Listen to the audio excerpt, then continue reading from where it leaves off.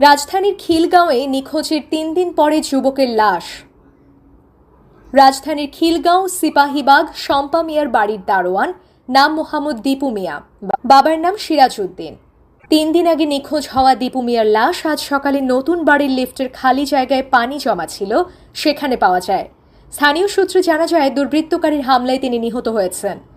তার শরীরের বিভিন্ন স্থানে ছুরি আঘাতের চিহ্ন পাওয়া যায়। ঘটনাস্থলে কিছুক্ষণের মধ্যে খিলগাঁও থানা পুলিশ এসে লাশ উদ্ধার করে ঢাকা মেডিকেলে পাঠিয়েছেন। মানবকথনকে পুলিশ জানিয়েছেন, আসামিকে তদন্তের মাধ্যমে বের করে উপযুক্ত বিচার করা হবে। বিস্তারিত দেখুন মানবকথন প্রতিনিধির পাঠানো ভিডিও চিত্রে।